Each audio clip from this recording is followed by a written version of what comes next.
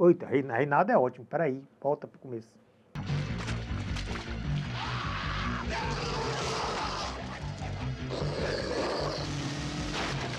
I ran her over. I hit her full force. There is no body. I saw her. She's dead. There's no evidence that the woman you describe ever existed.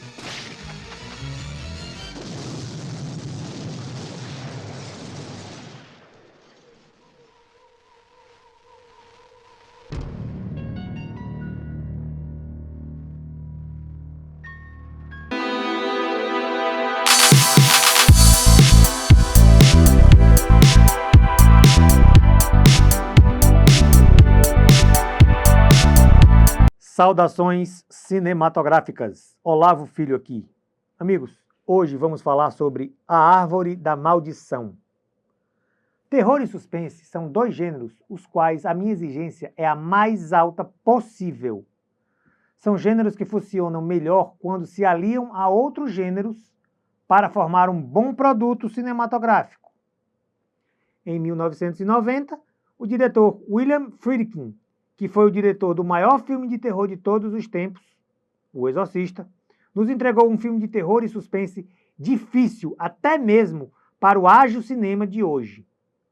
A Árvore da Maldição, escrito a 6 mãos por Dan Greenberg, da série de TV Louco por Você, e da comédia de relativo sucesso Uma Escola Muito Especial para Garotas, também por Steven Volk, de O Beijo Mortal e O Despertar, e também pelo próprio William Friedkin, que já havia escrito o roteiro do excepcional Viver e Morrer em Los Angeles.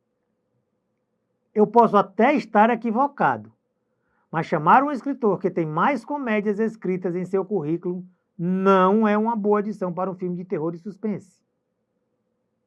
Para o elenco de Árvore da Maldição, foram escalados Carey Lowell, de 007 Permissão para Matar, o pouco conhecido Dwyer Brown, de Campo dos Sonhos, e os veteranos Miguel Ferrer, de RoboCop, e Teresa Randall, de Bad Boys.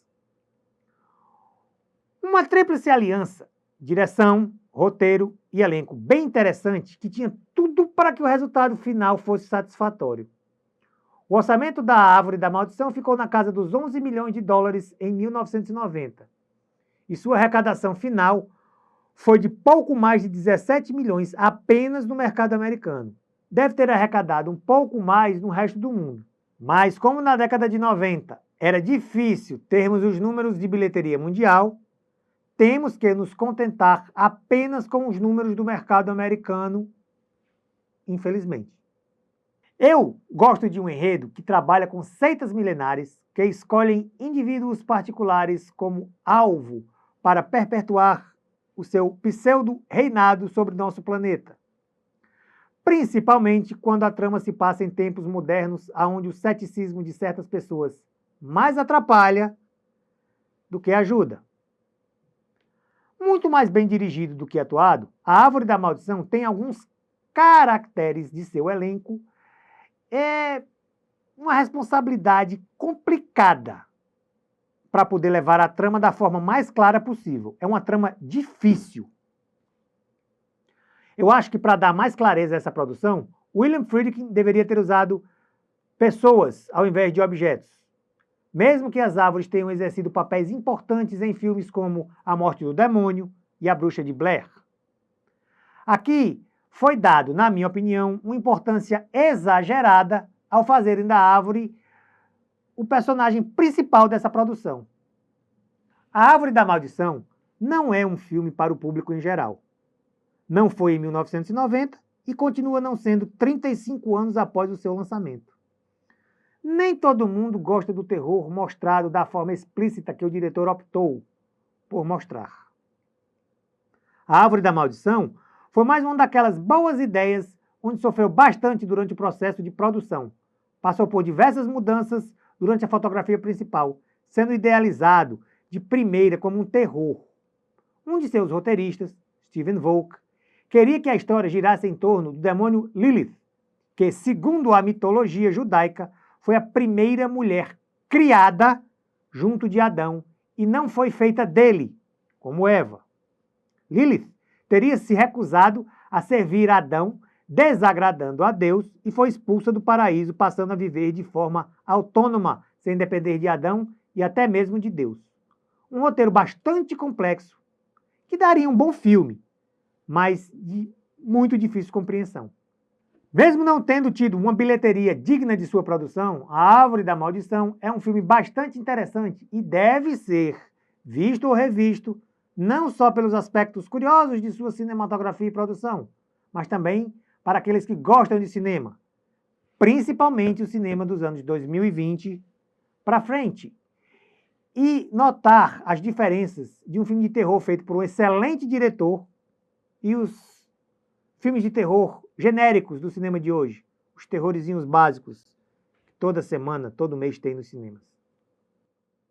Outra ideia que foi rejeitada pelo estúdio e que tenho certeza que teria dado certo, seria sobre uma babá que tem a loucura de sequestrar os bebês das casas em que trabalha para oferecer como sacrifício para uma seita a qual faz parte. A Universal rejeitou completamente e depois reconheceu o erro quando essa ideia foi usada parcialmente em A Mão que Balança o Berço 2 anos depois.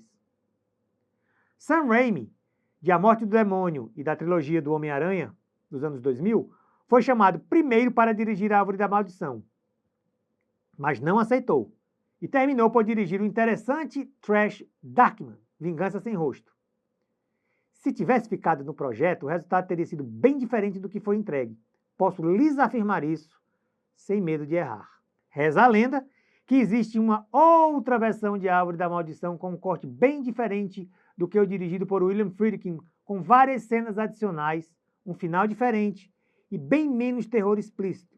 Essa lenda também diz que os créditos de diretor não têm o nome de William Friedkin, mas o de Alan Smithee, que é um pseudônimo usado por Hollywood quando um diretor original não quer ter nada a ver com essa versão lançada. Segundo dizem, essa versão foi exibida pouquíssimas vezes e apenas em canais locais e a cabo. E não esqueçam de dar o like, ativar o sininho e nos acompanhar toda semana aqui no YouTube do nosso canal de filmes clássicos e contemporâneos. Também estamos na Jovem Pan News Fortaleza 92,9 toda sexta-feira com o resumo dos filmes do final de semana, com reprise aos sábados às 8 da manhã. Fiquem todos com Deus. Até os nossos próximos encontros. E corta, diretor.